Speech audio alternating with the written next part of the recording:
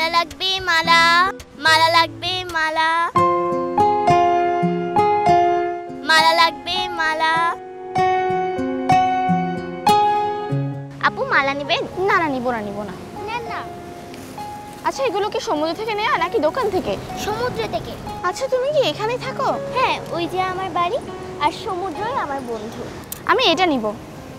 এটার দাম 50 টাকা। না না, 30 টাকা। আচ্ছা, আমি তো ডলফিন দেখতে এসেছিলাম, কিন্তু এখানে তো এসে দেখছি প্লাস্টিকের সাগর। ইস, এখানে কি ময়লা আসলে। আরে পানি লাগবে, পানি পানি লাগবে, পানি পানি লাগবে, পানি। আরে আরে, এটা কি? এটা একটা কচ্ছপ। এই শালিক, দেখ কি হলো, দেখ। এখানে একটি কচ্ছপের গলায় একটি প্লাস্টিক আটকে গিয়েছে। এই মায়া, এদিকে আয়, দেখ দেখ।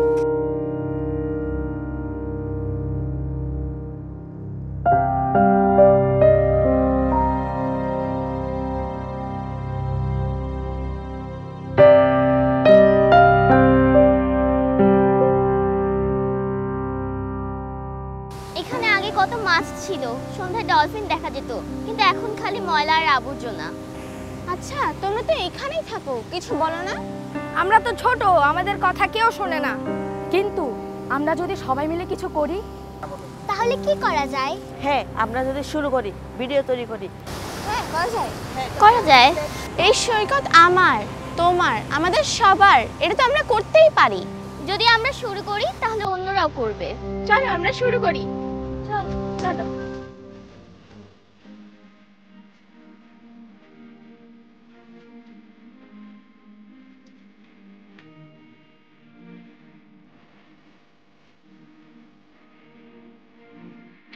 আঙ্কেল আঙ্কেল, আপনি আপনার ঝালমুড়ি স্টলের সামনে একটি ডাস্টবিন রাখবেন, তাহলে মানুষ যেখানে সেখানে ময়লা আবর্জনা ফেলবে না, নির্দিষ্ট স্থানে ফেলবে।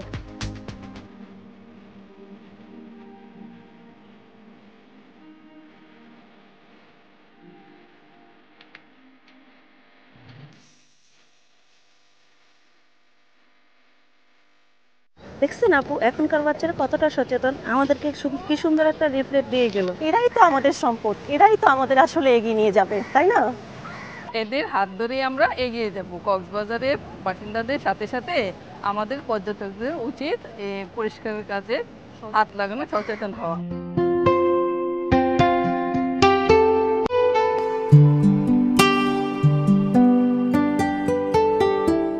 এই বোতলগুলো সাগরে ফেলবেন না, সাগরের পরিবেশ নষ্ট হবে। সাগর আমাদের খুব বড় সম্পদ। ভাইয়া, আমি ওই সাগর পাড়ে পানির বোতল বিক্রি করি।